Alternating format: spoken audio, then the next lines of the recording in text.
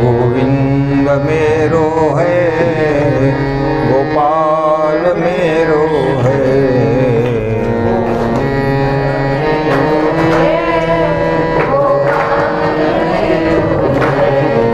गोविंद मेरो है, गोपाल मेरो है।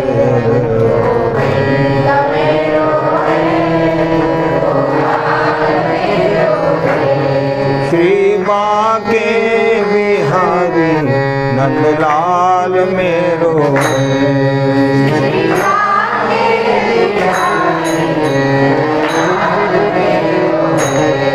श्री बांके बिहारी नंदलाल मेरो है।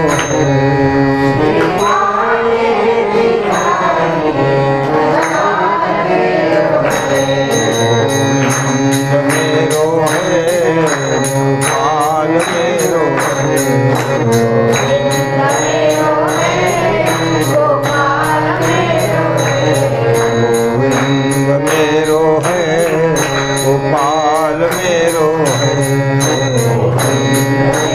गोविंद मेरो है, गोपाल मेरो है।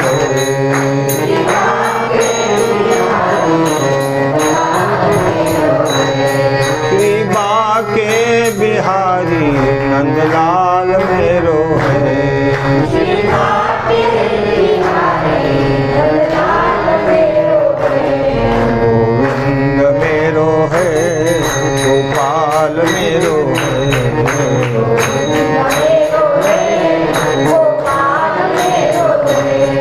गोविंद मेरो है, गोपाल मेरो है। गोविंद मेरो है, गोपाल मेरो है। श्री बांके बिहारी नंदलाल मेरो है। श्री बांके बिहारी नंदलाल मेरो है।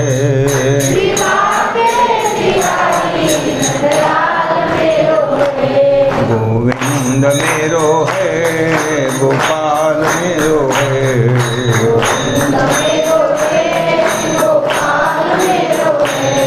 गोविंद मेरो है, गोपाल मेरो है।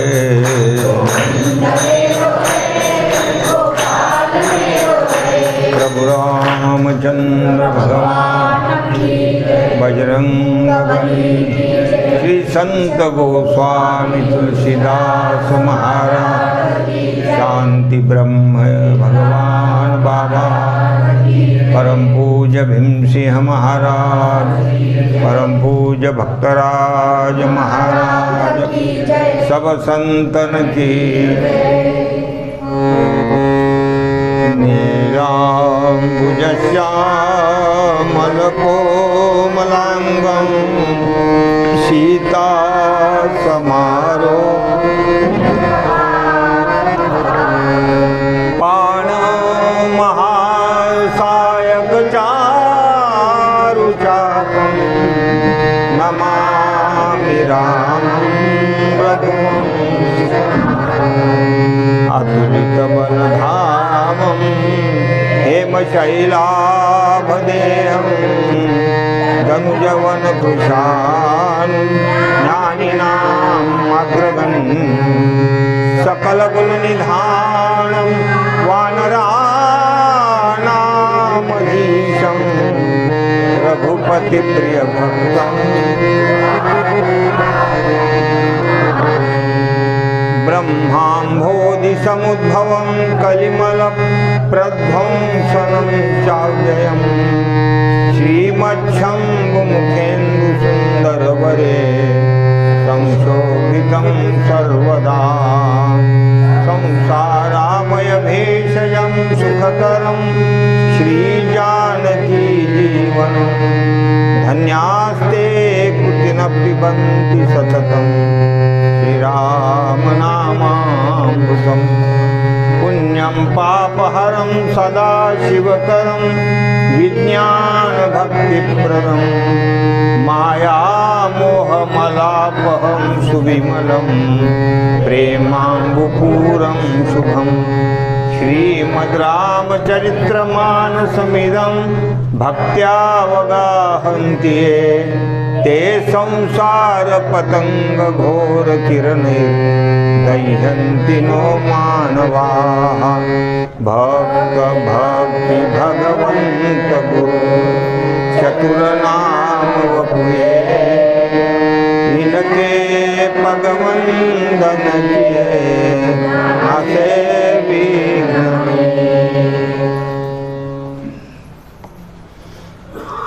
आनंद कंद भगवान रामचंद्र प्रभूची कथा संत गोस्वामी तुलसीदासजी तुम्हाला आम्हाला सांगतायत.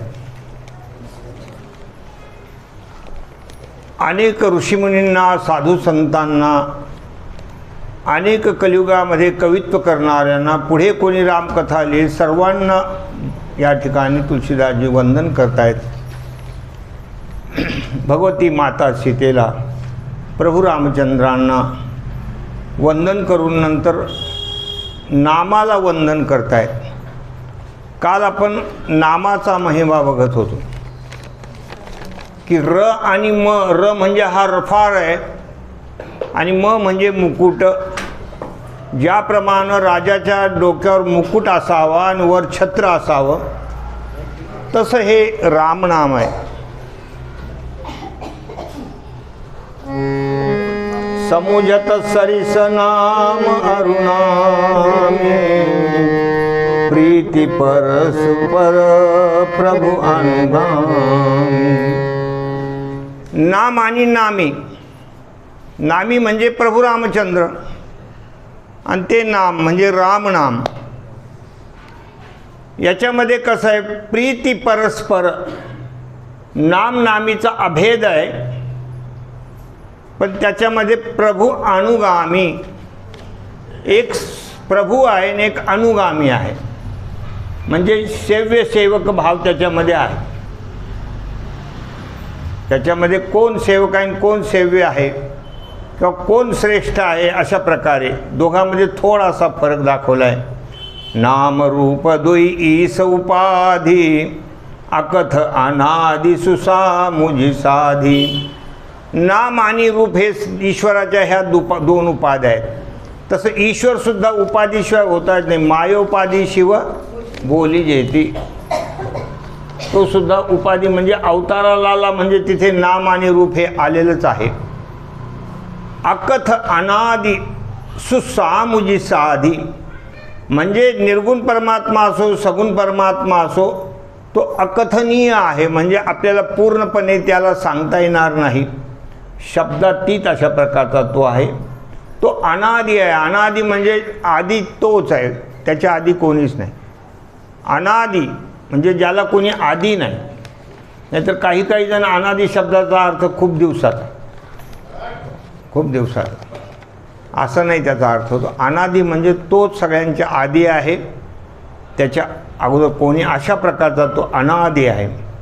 पण सुसामुझी साधी ज्या ठिकाणी जे काही शुद्ध बुद्धीचे लोक आहेत, जे महात्मा पुरुष आहेत, ज्यांची बुद्धी शुद्ध झालेली आहे तेच या स्वरूपाला जाणू शकतात. कोबड छोट कहता अपराधू सुनिगुण भेदु सुसा समुझई साधू. पण या नाम आणि नामीमध्ये म्हणजे राम आणि रामनाम या दोनामध्ये कोण छोटं आणि कोण मोठं आहे असं म्हटलं तर थोडा अपराधच आहे. त्यांच्यामध्ये छोटे मोठेपणा काही करता येणार नाही. कोबड छोट कहत अपराधू सुनिगुण भेदू समुझई साधू. पण आम्ही थोडं त्या दोघांमध्ये भेद तुम्हाला दाखवणार आहे. राम आणि रामनाम या दोघांमध्ये भेद दाखवणार आहे. पण जे साधू वृत्तीचे त्यांना ही गोष्ट लक्षात येऊन जाईल किंवा जे कोणी नामप्रेमी आहेत त्यांच्या ही गोष्ट लक्षात येणार आहे.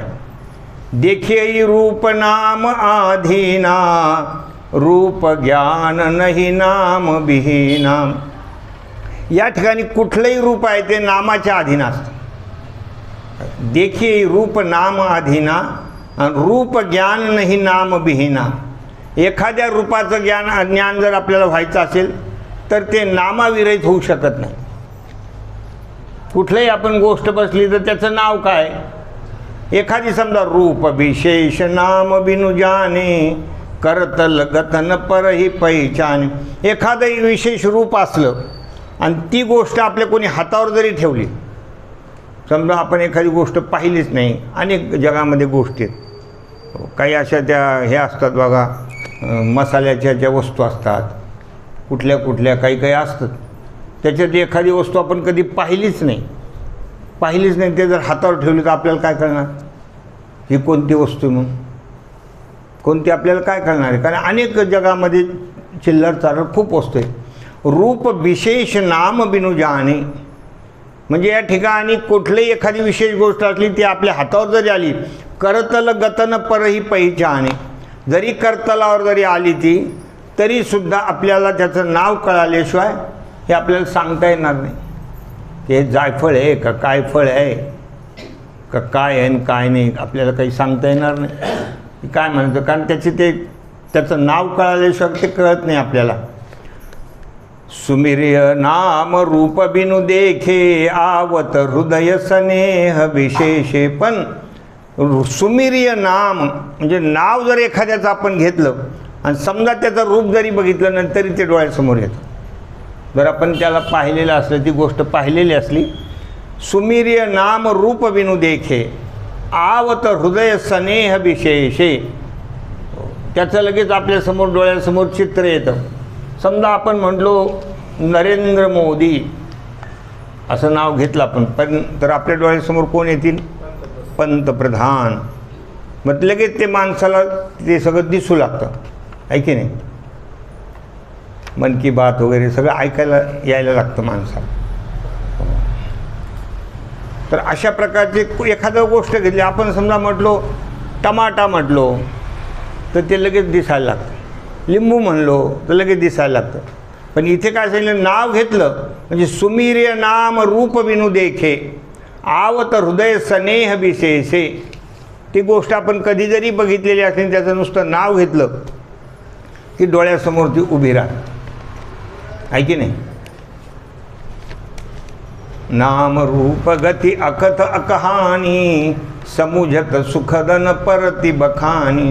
म्हणजे नाम आणि रूप ही जी गोष्ट, ही जी कहाणी, ही जी गोष्ट आहे नाम आणि रूप, तर ह्या दोन्ही गोष्टी जे आहे ना, समुजत सुखदन परती बखानी. हे ज्याला कळालं त्याला त्याच्यापासून सुख होतं. एखादं नाम वगैरे घेतलं तर त्याच्यापासून सुख होतं. पण ते काही आपल्याला दोन्ही गोष्टी व्यवस्थित रीतीनं पूर्णपणे आपल्याला वाखनन करून सांगता येणार नाही. त्याचं कारण असं आहे की एखाद्या रूपाचं आपल्याला ज्ञान नसलं की त्याचं नाम सांगितल्याशिवाय कळत नाही. पण एखादं जर नाव घेतलं, ती गोष्ट जर आपण कुठे बघितली असली तर लगेच माणसाचं ते समोर चित्र येऊ लागतं. त्याप्रमाणे अगुण सगुण बिच नाम सुसाखी उभय प्रबोधक चतुर दुभाषी. भगवंताचे दोन रूप आहेत, एक सगुण आणि एक निर्गुण. पण त्या दोघाच्या मध्ये दोघांचे ज्ञान करून घेण्याकरता मध्यंतरी नाम आहे. मध्यंतरी नाम आहे म्हणजे हा जो परमात्मा आहे, तुझं सगुण म्हणो की निर्गुण रे. कोणाला म्हटलं आपण, पांडुरंगाला बघून म्हणतो तुझं सगुण म्हणो की, आणि सगुण निर्गुण दोन्ही, हो हे सगुण दोन्ही एक काय आहे, एकच आहे. सगुण निर्गुण एक गोविंदुरे. गोविंदुरे म्हणजे दोघाच्या मधलं ते आहे, दुवा आहे तो काय नाम, की हे नाम दोन्ही आपल्याला कळून. उभय प्रबोधक, दोघांचं प्रबोधन करणार आहे तो चतुर आहे ते नाम, आणि दुभाषी म्हणजे इकडचंही ज्ञान तिकडचंही ज्ञान करून देणार आहे. निर्गुण स्वरूपाचं ज्ञान आपल्याला नामाच्याद्वारे शब्दाच्याद्वारेच होत असतं. राम नाम मनी दीप धरू जिह दे हरि द्वार, रामा जिह दे हरि द्वार. तुलसी भीतर बाहिर जो चाहसी उजियार, सियावर रामचंद्र पद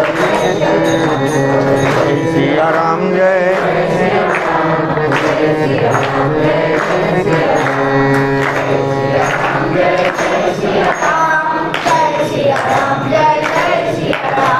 राम नाम मनी दीप धरू जिह देहरी द्वार. हे राम नाम रूपी जो मणी आहे हाच एक दिवा आहे आणि तो दिवा आपण जीभ रूपी त्या याच्यामध्ये देवळीमध्ये ठेवा. जीभ रूपी जिभेवर तो ठेवा म्हणजे अखंड राम राम म्हणत जा. तर तुलसी भीतर बाहेरऊ जो चाहसी उजियार. गोस्वामी तुलसीदासजी सांगतात तुम्हाला जर बाहेर आत प्रकाश असावा, तुम्हाला याचा अर्थ तुम्हाला निर्गुण स्वरूपही कळावं आणि स्वगुण स्वरूपही कळावं, तर तो दिवा तुम्ही तुमच्या कशावर ठेवा? तुमच्या जिभेवर ठेवा. जिभेवर ठेवा म्हणजे अखंड रामनामाचं स्मरण करा असा त्याचा अर्थ होतो. म्हणून रामनाम हे अत्यंत श्रेष्ठ आहे. परवाच्या एकादशीच्या दिवशी आमच्या श्रीकांतचं कीर्तन आहे, त्याने जो अभंग निवडला तो फार सुंदर आहे. आपलं हे जे जीवन आहे, या जीवनाची जी वाटचाल आहे त्या वाटचालीमध्ये रामनाम पाहिजे. जीवनाची जी वाटचाल आहे, प्रत्येकाचं वेगवेगळं जीवन असतं, वेगवेगळं जगणं असतं. ब्राह्मण आहे, क्षत्रिय आहे, वैश्य आहे, शूद्र आहे, चांडाळ आहे, अनेक जाती आहे. प्रत्येकाची वाटचाल वेगवेगळी असते प्रत्येकाच्या जीवनाची. ब्राह्मणाचे जे काही सकाळपासून जे काही ते करत असतात दिवसभर, सकाळी ब्राह्मी मुहूर्तावर उठून स्नान संध्या, त्यांचं सगळं राहणीमान खाणं पिणं वगैरे ते त्यांच्या पद्धतीनं असतं.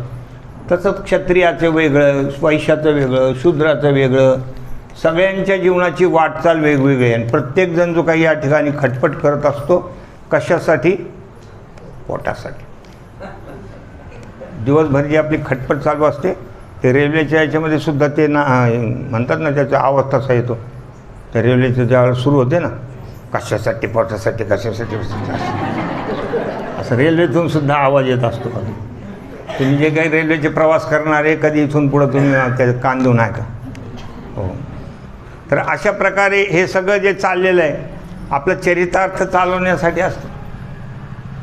प्रत्येक मनुष्य कोणी व्यापाराच्या माध्यमातून धन मिळेल, कारण पैसा मिळवणं गरजेचं आहे.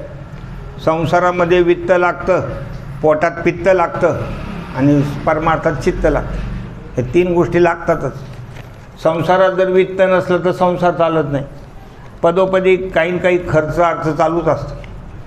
आपण म्हणतो ना, लग्न झालं की त्याच्या मागे काय लागतो? आणा. पण तो आणा मरेपर्यंत संपतच नाही. कारण घरात आलेलं किती दिवस पुरणार आहे? काही जरी आणलं तर त्याला एक मर्यादा असते. जास्त कमी आणून ठेवता येत नाही. समजा शेंगदाणे आणले क्विंटलभर, ते सगळे खौट होऊन जातील. जेवढं पाहिजे तेवढंच आणावं लागतं, पण तो आणा कायमचाच मागे लागतो. म्हणजे आपल्या मागे प्रत्येक आपल्या वर्णाश्रम धर्मानुसार आपण वेगवेगळ्या प्रकारे ह्या सगळ्या धनाचं काय करत असतो? धनार्जन करत असतो. कोणी व्यापाराच्या माध्यमातून, कोणी नोकरीच्या माध्यमातून, कोणी शेतीच्या माध्यमातून, कोणी भिक्षेच्या माध्यमातून वेगवेगळ्या प्रकारचं हे सगळं धनार्जन करत असतो. पण हे सगळं वाटचाल आहे आपल्या याची. कशी? आपल्या या संसाराची वाटचाल आहे. तर तो अभंग असा आहे, राम म्हणे वाट चाली यज्ञ पाऊला पाऊली. आपला प्रतिपाद्य विषय तो अभंगाचा जो आहे की ही आपण वाटचाल करत असताना, म्हणजे आपण जर त्या ठिकाणी आपल्या वाट्याला आलेले जे कर्म आहेत, कोणी व्यापाराची वाटचाल आहे, कोणी नोकरीची वाटचाल आहे, पण ही वाटचाल शुद्ध असली पाहिजे. व्यापार शुद्ध असला पाहिजे, नोकरी शुद्ध केली पाहिजे. हे सगळं आहे. मला आजच विठ्ठल भाऊंनी सांगितलं आमच्या की ते एकदा त्यांचं काहीतरी गाडी फेल झाली होती, तर त्यांनी एक मोठ्या ट्रकवाल्यानं उभं करून त्यांना घेतलं. 4-5 किलोमीटर 10 किलोमीटर नेलं. 4-5 जण होते. नंतर हे उतरल्यानंतर त्याला पैसे देऊ लागले. तो म्हटलं मी नाही घेत, कारण मला जो पगार मिळतो आहे तो भरपूर आहे, मला चरितार्थ माझा चालतो, मी असे कामं करत नसतो. कोणाला जर गरज लागली तर मी बरोबर त्यांचं काम करून टाकतो. नाहीतर असं वरूनही पैसे खाणारे लोकच आहेत. हा शुद्ध मार्गानं मिळवलेला जो पैसा आहे. नाही तर कोणाला जर विचारलं काय पगार आहे, तो म्हणतो 50,000 आहे पण 70,000 पडतो. मग ते पडणारा जो पाऊस आहे तो काही बरोबर नाही. ते माणसाला तात्पुरतं बरं वाटतं असं पैसे मिळाले, पण ते चांगलं नाही. तर आपली जी काही वाटचाल आहे, आपण व्यापाराच्या माध्यमातून कुणाला फसवेगिरी वगैरे करायची नाही, की कुठलाही हलका भारी माल वगैरे असं करून त्यांना फसवायचं नाही. व्यापाराच्या माध्यमातून आपण धनार्जन करायचं, नोकरी इमानदारीनं करायची, शेती इमानदारीनं करायची. अशा ह्या सगळ्या गोष्टी, हे काहीच आपल्याकडं नसलं तर भिक्षा मागून सुद्धा आपण चरितार्थ चालवता येतं. फक्त कीर्तनाचे आणि भजनाचे पैसे नाही घ्यायचे.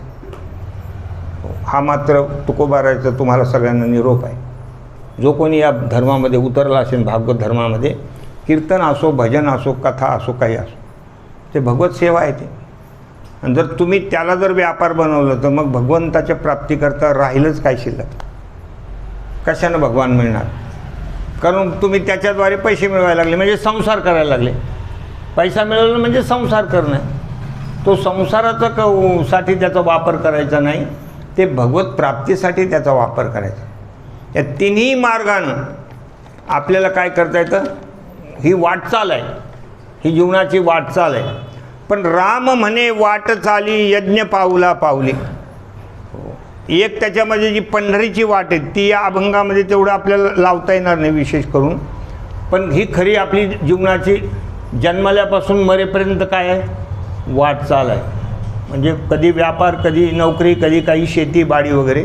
पण ही सगळी वाटचाल करत असताना जर आपण राम नाम हे जर आपल्या जिभेवर ठेवलं, जसं इथं राम नाम मनी दीप धरू जिह देहरी द्वार, ते रामनाम जर आपण आपल्या जिभेवर ठेवलं तर आपलं प्रत्येक कर्म करत असताना प्रत्येक कर्म पावला पावलावर यज्ञ केल्यासारखं होतं.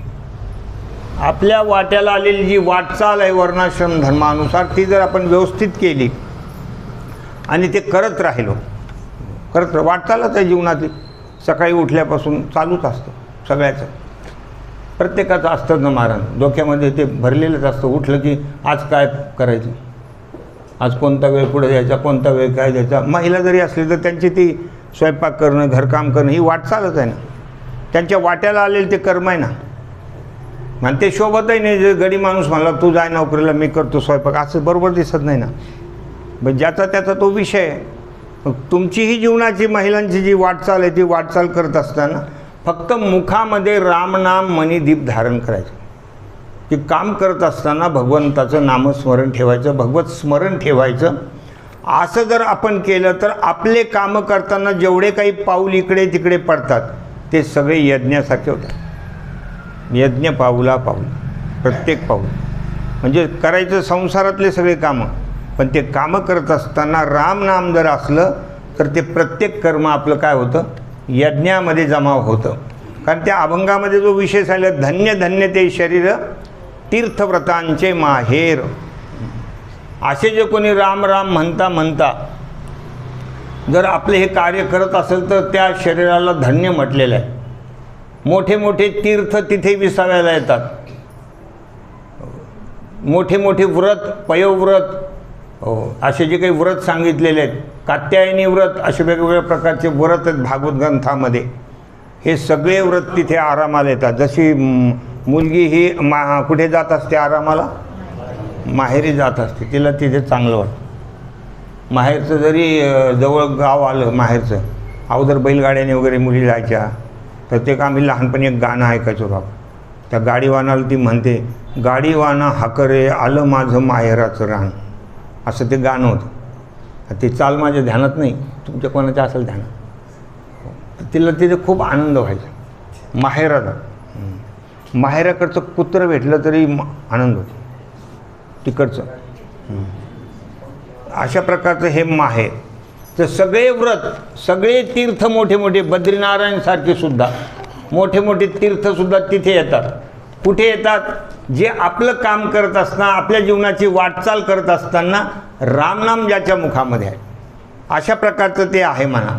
आणि पुढे सांगितलेलं की हा व्यवहार राम म्हणे करिता धंदा सुख समाधी त्याचा. राम म्हणता म्हणता आपल्या वाट्याला धंदा, म्हणजे नोकरी असो, धंदा असो, शेती असो, हे जर करत राहिलं तर आपलं कार्य करताना माणसाला, प्रत्येकाला एक प्रकारचं सुख होत असतं. कारण त्याच्यातून काही प्राप्ती होते. आपण व्यवस्थित काम केलं तर आपल्याला समाधान, सुखानं ते समाधीकडे नेणार आहे. सगळं करता करता आपल्याला प्राप्ती झाली त्याचाही आनंद होतो.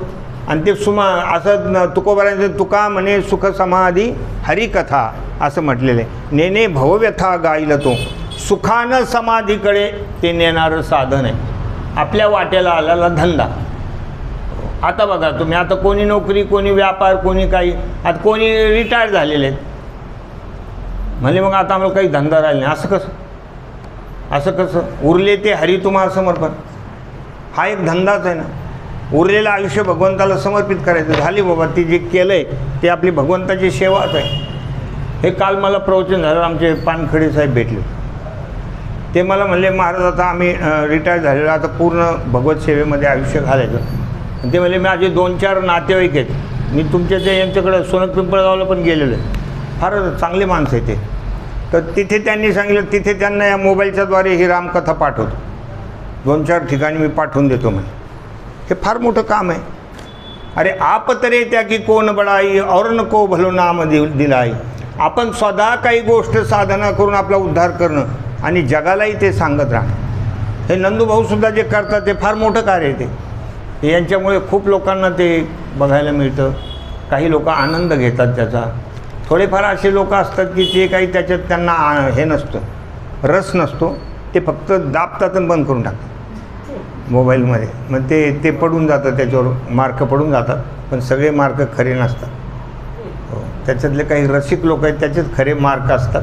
आणि ते मार्क कधी पडले समजायचं, ज्यावेळेला तो माणूस आपल्याला म्हणेल की आम्ही असं ऐकलं म्हणून, मग समजायचं. नाहीतर बाबा तुमचे असे खूप आहेत, असं नाही. तर हे सगळं करत असताना हे सगळं घडतं. पुढे जे काही आपण काही पैसा मिळवत असतो त्याच्याने अन्न, जे काही अन्न वस्त्र निवारा, त्याच्यानं आपलं त्या ठिकाणी जे काही येईल, वर्णाश्रम धर्मानुसार आपल्या खाण्यापिण्याच्या वस्तू पण वेगवेगळ्या असतात.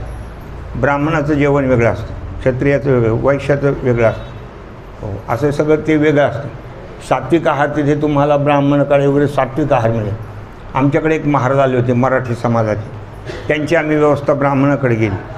त्यांचा सात्विक आहार होता. त्यांनी मुगाची डाळीची खिचडी, चांगलं तूप वगैरे टाकलं, मेथकूट वगैरे हे सगळं त्यांना दिलं. आणि त्यांनी कीर्तनात सांगितलं, म्हणजे असं जर मी 8 दिवस खाल्लं तर मरूनच जाईल. ते असं आम्हाला कसं पाहिजे म्हणजे झणझणीत आमटी, असा भला ठेचा, असा कांदा लसूण, हे सगळं मला खमंग खायची सवय. म्हणून कोण म्हणलं तू मला ते नेऊन घाला असं. ते महाराजाचं नाव पण मला वाटतं विठ्ठल भाऊ माहीत असेल, ते सांगणार नाही असं माहिती असेल त्यांना, कारण ती घडलेली घटना आहे. माहीत आहे का विठ्ठल भाऊ? नाही ना. हां तर ते सुद्धा असे म्हटले होते तिथे आमच्या बेलगावात. तर प्रत्येकाचा आहारसुद्धा वेगवेगळा आहे. पण ते कोणी असो, आपापल्या वर्णाश्रम धर्मानुसार आहार करताना राम म्हणे ग्रासोग्रासी तोच जेविला उपवास. आपल्या ग्रासोग्रासी प्रत्येक, आपण फक्त सुरुवातीला म्हणतो वदनी कवल घेता नाम घ्या श्रीहरीचे, सहज हवन होते नाम घेता फुकाचे, जीवन करी जीवित्वा अन्न हे पूर्ण ब्रह्म, उदर भरण नो हे जाणी जे यज्ञ कर्म, जय जय रघुवीर असं आपण म्हणतो. पण एकदाच फक्त वदनी कवल घेत आहे, नंतर नामाचं आपली गाठ भेटत नाही.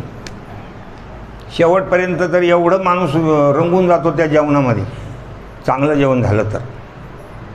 मग एकदा बायकोने विचारलं होतं, म्हणजे कसं काय झालं स्वयंपाक? म्हणजे तुला कव्हा बी भांडायचीच म्हणत येते का रे? खाऊ राहिलो ना मी, खाऊ राहिलो ना बस. अशा प्रकारचा जो स्वयंपाक आहे तो नाही. पण चांगला झाला तर मग माणूस विसरून जातो, देवाच्या नावाला विसरून जातो.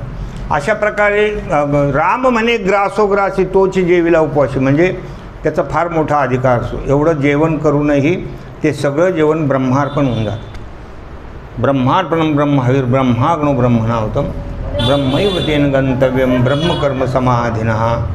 आणि हे सगळे आपल्या जीवनाची वाटचाल करत असताना कधी आपण प्रापंचिक भोगात असतो तर कधी त्यागात पण जीवन असतं. पण त्याच्यातसुद्धा भोगातही राम आणि त्यागातही राम म्हणायचं. राम म्हणे भोगी त्यागी असं म्हटलेलं, कर्म न लिंपे त्या अंगी. भोग म्हणजे कधी कधी आपण संसारिकामध्ये पत्नी, मुलं, बाळं वगैरे खाणं पिणं याच्यामध्ये आपण रंगलेलो असतो. कधी आपण पंढरीला निघून जातो, कधी इकडे एखाद्या यात्रेला निघून जातो, त्यावेळेला त्यागच असतो. तिथे काही घरच्यासारखे भोग असतात का? आपलं पंढरीला आमचे वडील तर कधी कधी म्हणायचे तिथं काहीच व्यवस्था नसते. मग काही काही लोक म्हणतात खाता पिता पंढरी आठवली. अशी त्रस्त झाल्यावर काही त्रस्त होतात लोक तिथं. कधी व्यवस्था लागत नाही, काही नाही काही नाही असं होऊन जातं. कधी रात्रीच्या वेळेला आपण गेलो, इतके थकून गेलेलो असतो, तिथं स्वयंपाक केलेला असतो, जेवायला बसायचं की हे पाऊस रप रप रप रप सुरू होऊन जातो. काहीच नाही महाराज, जेवण नाही, खाऊन नाही, काही नाही, बस. त्यावेळेला मग घरची आठवण होते की कमवूनच आलो असं तिथे. काय ही फजिती, काय फजिती. कारण मी एकदा माऊलीच्या सोहळ्यात गेलो होतो ना, त्या तरडगावला त्या रावट्या टाकलेल्या होत्या आणि असं जेवण बिवण काही झालं नाही, काही नाही, जो सुरू झाला म्हणतात. आणि त्या रावट्यामध्ये आमच्याकडे काय हे होते ते प्लास्टिकचे ते घोंगटे वगैरे, त्या खाली टाकायच्या आधी काही ओल लागू नये म्हणून त्याच्यावर आपली घोंगडीन. पण पाऊस असा होता की इथून होता. आम्ही त्याच्यावर मांडी घालून बसलो होतो, पाणी इथून वाहत होतं, असं इथून पाणी वाहत होतं आणि असं बसलो होतो. त्यावेळेला काय मग आता गायत्री जप घ्यावा, काय करायचं सांगा तुम्ही. आणि ते थांबाना बी पाऊस, थांबाना बी पाऊस. मग त्यावेळेला असं वाटलं होतं की कमूनच आला असतं. दुसऱ्याला नसून वाटलं पण मला वाटलं होतं की अशी ती फजिती असते. कधी त्याग कधी भोग. पण त्यागामध्ये भोगामध्ये नामस्मरण केलं तर त्या ठिकाणी केलेलं कर्म जे आहे ते आपल्याला सुखदुःखाला कारणीभूत ठरत नाही, पाप पुण्याला कारणीभूत ठरत नाही. ते आपल्याला मुक्त करतं, ते आपल्याला बाधित करत नाही. अशा प्रकारचा तो अभंग अत्यंत गोड आहे. परवाच्या एकादशीच्या कीर्तनाला आणखी विस्तृत तुम्हाला आमच्या श्रीकांत करून ऐकायला मिळणार आहे त्या अभंगावरचं कीर्तन. तर आपला प्रतिपाद्य विषय आहे की राम नाम मनी दीप धरू जिह देहरी द्वार. हा रामनाम मनी जो काही हा जो दीप आहे तुम्ही तुमच्या जिभेवर ठेवा. नाम जीह जपि जागहि जोगी बिरति ब्रिरंचि प्रपंच वियोगी. ब्रह्म सुख ही अनुभव अनुपा अकथानामय नामन रूपा. या ठिकाणी जे योगी लोक आहेत म्हणजे जे त्यागी लोक आहेत, सर्वसंग परित्याग करून अरण्यामध्ये राहणारे आहेत, कंदमूल फल खाऊन राहणारे आहेत, असे बिरंची प्रपंच वियोगी म्हणजे प्रपंचाचा त्याग करणारे, ते सुद्धा भगवंताचं नाम घेत राहतात. त्याच्यामुळं त्यांना ब्रह्मसुख प्राप्त होतं. अनुभवजन्य ज्ञान ज्याला म्हणतात, त्यांना त्या सुखाचा अनुभूती होते की ब्रह्मानंद काय आहे. त्यागानं ते प्राप्त करून घेतात, कारण त्यांनी तो त्यागच त्याच्यासाठी केलेला असतो. हे अगोदरचे राजे महाराजे होते ना, ते सगळं उत्तर आयुष्यामध्ये सर्व सोडून द्यायचे, सर्व सोडून द्यायचे.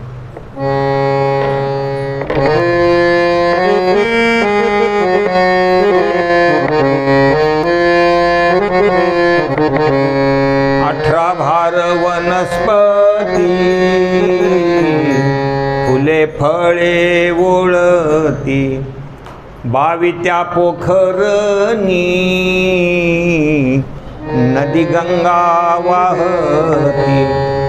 ज्या घरी कुलस्त्रिया राज्य राणी व संपत्ती, हे सुख सांडोनिया कासया योग सेविती. पर्यंदे मदालसा सोहम जो रे बाळा. ती मदालसा नावाची जी आई आहे ती आपल्या लेकराला लहान लेकराला लहानपणातच हे धडे देते की बाळा, हे सगळं जे काही दिसतं ना हे सुख प्रपंचाचं, हे मोठे मोठे राजा लोकांकडं खूप होतं. 18 भार वनस्पती फली फुळे वळती, मोठे मोठे बगीचे, मोठे मोठ्या वनस्पत्या, अनेक प्रकारच्या जातीच्या, सर्व रामुक धमुक धमुक सगळंच. ज्या घरी कुलस्त्रिया राज्य राणी व संपत्ती, कुलवान घराण्यामधले ज्या स्त्रिया आहेत अत्यंत कुलवान, अत्यंत मर्यादा पालन करणाऱ्या, कष्टाळू, कष्ट टाळू नाही, कष्टाळू अशा सगळ्या स्त्रिया. पण हे सुख सांडोनिया कासया योग सेविती, हे सगळं टाकून ते कशासाठी जात होते, सर्वसंग परित्याग करून भगवत चिंतन करत होते उर्वरित आयुष्य आपलं सगळं भगवत चरणारविंदी समर्पित करत होते. म्हणून त्यांनासुद्धा ते ब्रह्मसुख प्राप्त होत होतं. जाना चाहई गुढगती जेऊ नाम जेह जपी जान हितेऊ. या पारमार्थातले जे काही गूढ रहस्य आहेत हे जर कोणाला जाणायचे असले तरी त्याने रामनामच घ्यायचं. भगवंताचे जे काही गूढ अशा प्रकारचं ज्ञान, काही काही गोष्टी ज्या आपल्याला कळत नाही बाबा अशा गूढ आहेत, रहस्यमय गोष्टी आहेत, तर ते कळवून घ्यायच्या असतील तर नामस्मरण करत राहा. रामनामानं तुमच्यामध्ये तो प्रभाव येईल, तुमच्या बुद्धीमध्ये ती शक्ती येईल, तुम्हाला त्याच्यातले रहस्य कळतील की भगवान कशा प्रकारे अवतीर्ण होतात, भगवान त्या ठिकाणी कसे निजधामाला जातात, भगवंताचं येणं कशासाठी असतं, काय काय या ठिकाणी आहे, सृष्टीमध्ये काय काय गोष्टी महत्त्वाच्या आहेत, कोणत्या कोणत्या प्रकारच्या साधना करायला पाहिजे, कोणत्या साधनेनं परमात्मप्राप्ती लवकर होते, हे सगळे गूढ रहस्य जे आहेत ते सगळं इति गुह्यतम शास्त्र ज्याला म्हणतात, हे सगळं कळतं रामनामानं. साधक नाम जपई लय लाये होई सिद्ध आणि मादिक पाये. काही गोष्टी जर आपण याच्यामध्ये विचार केला का या नामापासून आपल्याला काही सिद्धी प्राप्त झाल्या पाहिजे, तर सिद्धी पण प्राप्त होतात. अष्टमहासिद्धी ओळंगती द्वारी म्हटलेले, त्या सिद्धी कोणत्या कोणत्या?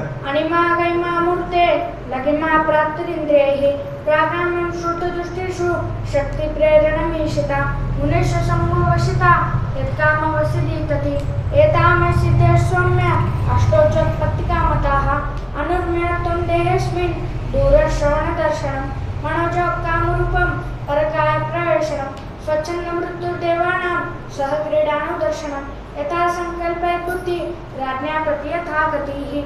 इतक्या सिद्धी, हे सगळे सिद्धी प्राप्त होतात. म्हणजे अनिमा लघिमा गरिमा हे सगळं म्हणजे लहानपण होतं. जसं हनुमानजींना लहान रूप घेता येत होतं, मोठं रूप घेता येत होतं, या सगळ्या सिद्धीचेच आहेत.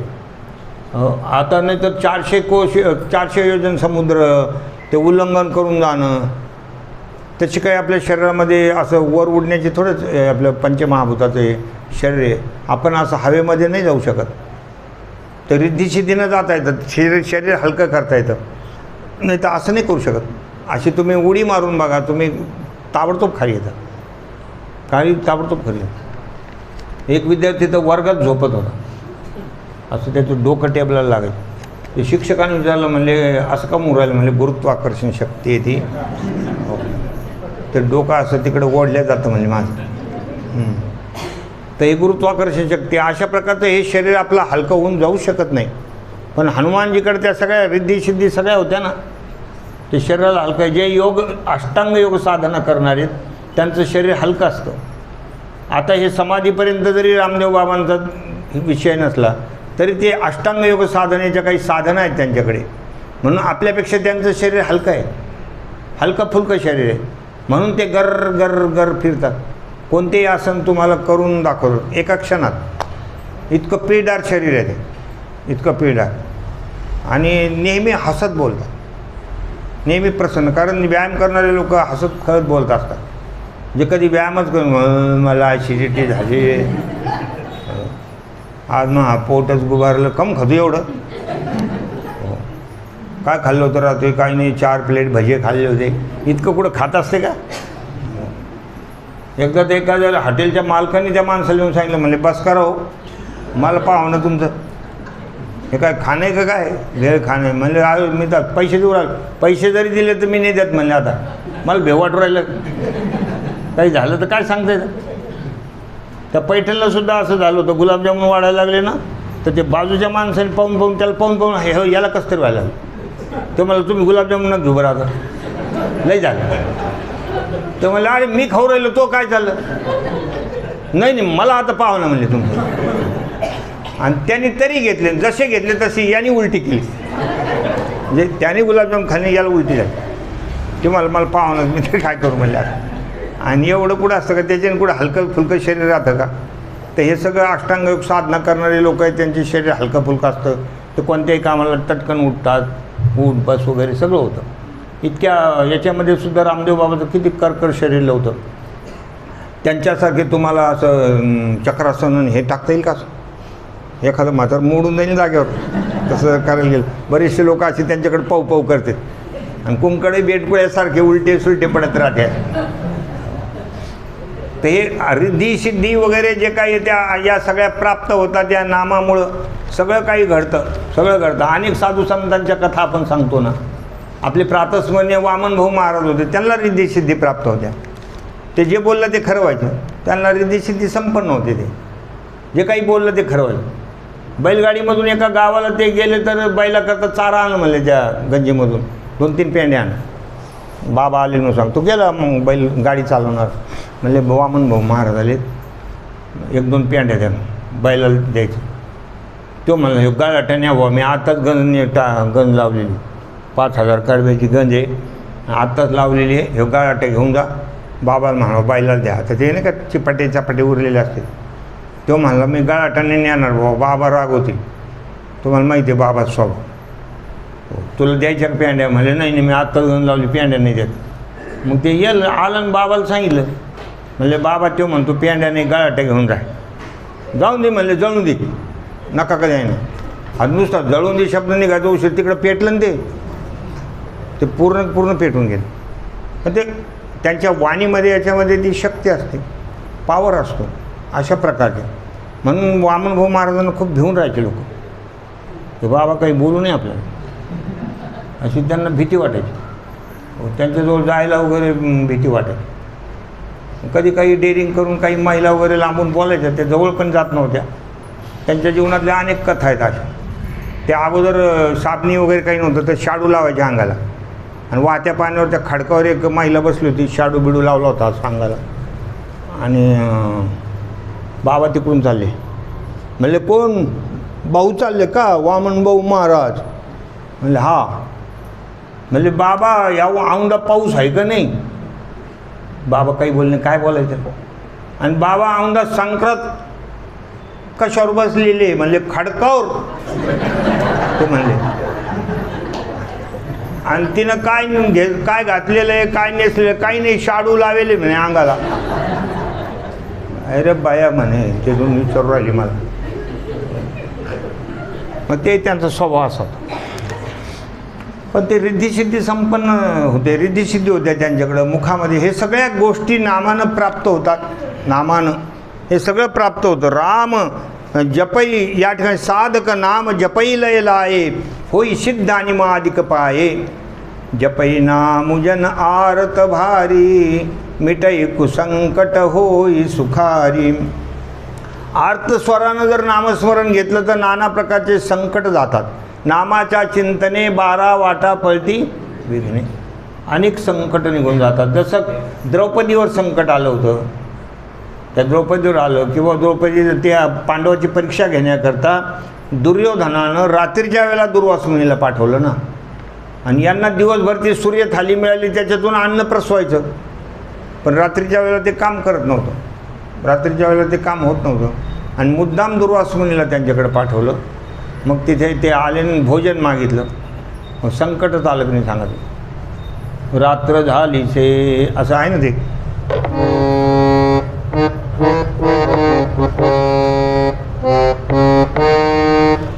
कृष्णा धावरे लवकरी, संकट पडले भारी, हरी तो आमचा कैवारी, आले विघ्न निवारी. कृष्णा धावरे. रात्र झाली शे 2 प्रहर, आले ऋषीश्वर, भोजन मागती सत्वर, करू कैसा विचार, देवा धावरे. आता करणार काय सांगायचं. रात्रीच्या वेळेला जेवण तर म्हणले कृष्णा धाव. दुसरं कोण आहे? भगवंताशिवाय कोण आहे? भगवान धावून आले आणि भगवान म्हणले द्रौपदी मी नेमकं जेवायला बसलो होतो, तुझ्या आवाज आला, मी पळतच आलो, मला आधी जेवायला वाढ. आणि द्रौपदी म्हणली आता बरं आहे का, आता एकादशीच्या दिवशी घरी शिवरात्र, म्हणजे इथं काही नाही म्हणून तुला बोलवलं म्हणे जेवायला वाढ. म्हणजे काहीतरी त्या थालीला उली तिली असेल, ते दिल्याशिवाय मला तुझं काम करता येणार नाही. म्हणजे काहीच नाही, मी धुवून ठेवलेली. अरे आण बाबा, काहीतरी इकडं तिकडं थोडंफार लागलेलं असेल. मग ती थाळी आणली, त्याला एक तुळशीचं पान लागलं होतं, ते भगवंतांनी खाल्लं. आणि खाल्लं जसे हे ऋषीमुनी सगळे दुर्वास मुनीबरोबर अनेक शिष्य होते, गंगेला स्नानाला गेले होते. आणि स्नान करून बाहेर आले आणि झालं त्यांचे जेवणं सगळे ढेकरं देऊ लागले. भगवंताचे महाराज तो विश्वंभर आहे. आणि मग इकडे ती थाळी काम करायला लागली. भगवंताने उजव्या डोळ्याने, पण सूर्यशक्ती आहे ना, भगवंताच्या तेजाने हा तेजस्वी यदादित्य गतन तेज हो. ते सगळ्या शक्ती भगवंताच्या शक्तीने ते झालं. थाळी पण प्रसवली, अन्न येऊन प्रसू लागलं. आणि मग भीमदादाला सांगितलं त्यांना घेऊन ये जेवायला. भीमदादा गेले, म्हणले स्वयंपाक तयार, चला. ते म्हणले आम्हाला ते इथं ढेकरे येऊ राहिले, तुम्ही सगळं जेवण झालं म्हणजे आमचं तुटत, तुम्ही तसे येणार नाही म्हणे. हो, एक तर रात्रीच्या डोकं उठेल म्हणे तुम्ही आमचं. ते भीमदादाचा स्वभाव होतं, रात्रीच्या वेळेला आले आणि पुन्हा डोकं उठिलं, त्यांनी काढलं चराट. हो, असं चराट काढलं. म्हणजे तुम्ही नाडा पाहिला का, नाडा मोठीचा नाडा टाकला असन, म्हणजे जर का तुम्ही नाही आले ना, तुम्हाला असं तुराट्यासारखं बांधूनच नेतो म्हणजे, पण तुम्हाला जीव घाले. मग ते हात जोडायला लागले. मग पुढे ते म्हणजे बाबा तृप्त झाले. अनेक संकट आले, भगवान धावून येतात संकट कालामध्ये. होऊन मिटई सुसंक कुसंकट होई सुखारी. गजेंद्रावर संकट आलं, गजेंद्रानं भगवंताला हाक मारली, परमात्मा धावून आले, संकटातून सोडवलेलं आहे. हे नामानं काम होतं. राम भगत जग चारी प्रकारा, सुकृतिचारी अनघ उदारा. या भक्ती करणाऱ्यामध्ये 4 प्रकारचे भक्त आहेत. ते सगळे पुण्यवान आहेत. हो, सगळे त्या ठिकाणी पुण्यवान आहे असं म्हणलं. उदारा सर्वये वैते ज्ञानी त्वात्मैव मे मतम.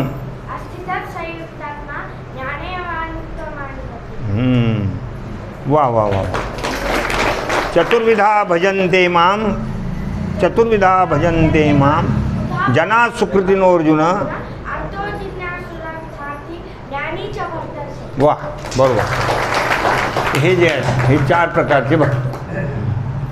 ते इथे सांगितलेले आहे की 4 राम भगत जग चारी प्रकारा, सुकृतिचारी अनघ उदारा. ते सगळे उदार आहेत. ते सगळे त्या ठिकाणी चांगलेच आहेत. भक्ती भगवंताकडे त्या संकटकाली हाक मारतात ना. पैसाही मागितलं तर देवालाच मागतात ना बाबा. जाण्याचं असलं तरी देवालाच जाण्याचा विचार, म्हणून सगळेच चांगले आहेत.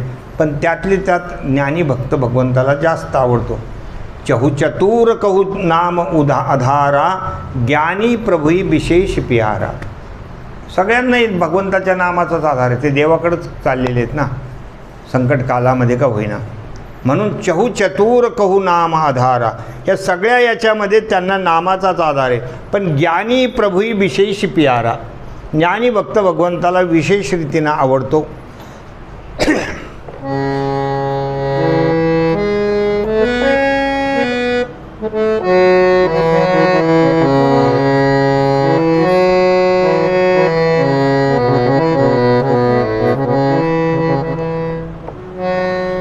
चहु जुग चहु श्रुति नाम प्रभाव. चहु जुग चहु श्रुति नाम प्रभाव. कलि विशेषी नहीं आन उपाव. कलि विशेषी नहीं आन उपाव. चहु दिशि चहु जुग चहु श्रुति नाम प्रभाव.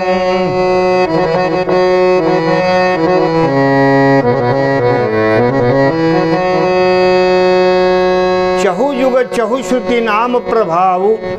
कली विशेष नहीं आन उपाऊ. या ठिकाणी 4 युगामध्ये सगळे जे काही चतुर भक्त होऊन गेले, सगळ्याला नामाचा आधार आहे. पण कलीमध्ये मात्र केवळ नाम. कलियुगामध्ये केवळ नाम. का कली विशेषी नाही आन उपाऊ. कलियुगामध्ये दुसरा कोणताही उपाय नाही आहे, फक्त भगवंताचं नाम. असं हे फार महत्त्वाचं आहे. सकल कामना ही नजे राम भगती रसलीन. नाम सुप्रेम पयूष हृद तिन्हु किए मन मीन सियावर रामचंद्र पद कई शरणम बोलो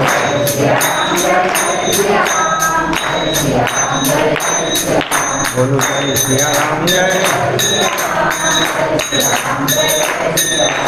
सकल कामना हीन जे राम भक्ती रसलीन, ज्यांनी सगळ्या प्रकारच्या वासना टाकून दिलेल्या, कोणत्याच कामना राहिलेल्या नाही, ज्यांचं मन रामभक्तीमध्ये लीन झालेलं आहे. कशा प्रकारे? तर ह्या नामरूपी अमृत समुद्रामध्ये जे मासे झालेले त्यांना फक्त आता काय आवडतं? नामामृत आवडतं. माशाला पाण्याच्या बाहेर काढल्यानंतर किती वेळ जगतो? जीव जिती जीवना संगे मच्छा मरण त्या वियोगे. पाण्याच्या बाहेर काढलं की समाप्त. त्याप्रमाणे ज्या भक्तांनी आपलं मन हे नामाला अर्पण करून दिलेलं आहे, मनाच्या आवडीचा विषय फक्त नामच ज्याचा आहे, हे मन हे रामरंगी रंगले, असं ज्यांचं जीवन झालेलं आहे. अगुण सगुण दुई ब्रह्मस्वरूपा अकथ अगाध अनादि अनुपा मोरे मत बडन बड नाम दुहूते किए जही जुग निज बस निज भूते. या ठिकाणी सांगतात अगुण सगुण म्हणजे सगुण आणि निर्गुण हे दोन्ही आहेत. सगुण आणि निर्गुण परमात्मा हे दोन्ही कसे अकथ अगाध, अकथनीय आहे, अगाध आहेत, अनादि आहे, अनुपम्य अशा प्रकारचे ते स्वरूप आहे. पण या दोघीमध्ये सुद्धा मोरे मत बड नाम दुहूते. या निर्गुण ब्रह्मापेक्षा सगुण ब्रह्मापेक्षा नाम मोठं आहे, रामापेक्षाही रामाचं नाम मोठं आहे असं कोण म्हणतात? गोस्वामी तुलसीदासजी म्हणतात की जही जुग निज बसत निज भूते. कारण या दोन्ही गोष्टीला आकलन करणारं नाम आहे. तुम्हाला निर्गुण स्वरूप जर जाणून घ्यायचं असलं तरी नाम घ्या, आणि सगुण साक्षात्कार करून घ्यायचं असलं तरी नाम घ्या. मग कोण श्रेष्ठ सांगा? नामामुळे हे सगळं प्राप्त होतं. प्रौढी सुजन जनी जान ही जन की कहू प्रतीती प्रीती रुची मन की. मी काहीतरी त्या ठिकाणी एखादी ढिटाई करतोय बाबा असं तुम्हाला वाटेल, की असं कसं तुम्ही बोलता की नाम मोठं आहे, नाम मोठं आहे असं तुम्हाला वाटेल. प्रौढी सुजन जनी जान ही जन की, मला असं वाटेल की हे फार ढिटाई करून बोलताय. कहू प्रतीती प्रीती रुची मन की, मी माझ्या अनुभवाची गोष्ट, प्रतीती म्हणजे अनुभवाची गोष्ट सांगतो आणि मनातल्या आवडीची गोष्ट आहे. रुची म्हणजे मनाची रुची आहे हे मी तुम्हाला सांगतो. एकु दारुगत देखिय एकू पावक समजुग ब्रह्म विवेकू. एक लाकूड आहे, एक अग्नी बाहेर दिसतो आणि एक अग्नी लाकडाच्या आतमध्ये आहे. लाकडाच्या आतसुद्धा काय आहे? अग्नी आहे, पण तो दिसत नाही, ते निर्गुण ब्रह्म आहे. आणि बाहेर प्रगट वृत्तीनं लाकूड पेटवलं ते प्रगट रीतीनं अग्नी दिसतं, ते सगुण आहे. एक दारुगत, दारुगत म्हणजे लाकूड, दारू म्हणजे तुम्ही दुसरं काही समजू नका बरं. म्हणजे दारू शब्द याच्यात कसं काय हो असं कोणाला वाटेल? कारण कोणी काही अर्थ कर. एकदा तर आमचे प्रातस्मरणीय भानुदास महाराज आटळकर काकडा म्हणत होते, आणि काकडा म्हणताना ते काय म्हणलं? दुरोनी आलो मी गा दुःख झाले दारून. बाजूला एक जण बसलेलं, ते म्हण मग एवढी कशाला प्याव? त्यास म्हणलं अरे काही पण अर्थ लावतो, हे दारून म्हणजे खूप दुःख झालं असं होय. मला वाटलं दारू प्यायल्यामुळे. तर हे जे काही हे दारुगत म्हणजे लाकूड, हे लक्षात ठेवा. काही काही वेळेला मग सांगावं लागतं बरं अर्थ नाही. तर काही माणसं तेच विचार करतात तिथं तर दारू होतो, नाही तर दुसरं काय आपलं दुसरंच सांगू राहिले. त्या लाकडामधला जो अग्नी आतला तो निर्गुण ब्रह्म समजा, आणि प्रगट जो आहे सगुण. उभय अगम जुग सुगम नामते कहू नाम बड ब्रह्म रामते. पण या दोन्हीमध्ये सगुण तो प्रगट अग्नी काय आणि आतला अग्नी काय हे काही भिन्न भिन्न नाही आहे. पण या दोन्ही गोष्टीला जाणण्यासाठी सगुण ब्रह्माला निर्गुण ब्रह्माला भगवंताचं नाम आहे. परमात्मा कसा आहे? निर्गुण निराकार परमात्मा. व्यापकू एक ब्रह्माविनाशी सतचेतन घन आनंद राशी. तो भगवान व्यापक आहे, एकच आहे या जगामध्ये, एकच एक परमात्मा, एको देव. तो अविनाशी आहे, सत्तावान आहे, चैतन्य घन आहे, आनंदाची राशी आहे. असं प्रभु हृदय अछता बिकारी, सकल जीव जगदीन दुखारी. असा जो परमात्मा आहे, अविनाशी आहे, चैतन्य घन आहे, व्यापक आहे, आनंद घन आहे, मग जीव दुःखी का आहेत? त्या ठिकाणी या जीवाला दुःख का होतं? त्याचं कारण नाम नाही ना. तोंडात नाम नाही, तोंडात तंबाखूचा बुकना, गुटखा, धूर, बिड्या, हे ते. आपले चांगलं जर तुम्ही नामस्मरण केलं तर हे कळतं ना आपल्याला भगवंताचं स्वरूप. पण हे सगळे जीव दुःखी का आहे? नाम निरूपण नाम जतन ते, सौ प्रगटत जे मी मोल रतन ते. तुम्ही जर नामचिंतन करत राहिला तर ज्याप्रमाणे एखादं रत्न आपल्याला कळलं त्याचं मूल्य कळून जातं, त्याप्रमाणे नाम हे आपल्या जीवनाचं जर रत्न, हरे नामैव नामैव नामैव मम जीवनम कलौ नास्तेव नास्तेव नास्तेव गतिरन्यथा. नामस्मरण जर आपलं जीवन केलं, सतत नामचिंतन करत राहिलो तर ते जसं मौल्यवान रत्न, त्याची किंमत आपल्याला कळू लागते. तसंच हे नामाची किंमत काय आहे हे आपल्याला कळू लागते. निर्गुणते यही भांति बड नाम प्रभाव अपार, कहू नाम बड राम ते निज विचार अनुसार. आता हे निर्गुणते यही भांति, निर्गुण ब्रह्मापेक्षाही नाम मोठे हे तुम्हाला मी सांगितलं. कारण निर्गुण स्वरूप हे नामामुळं कळतं.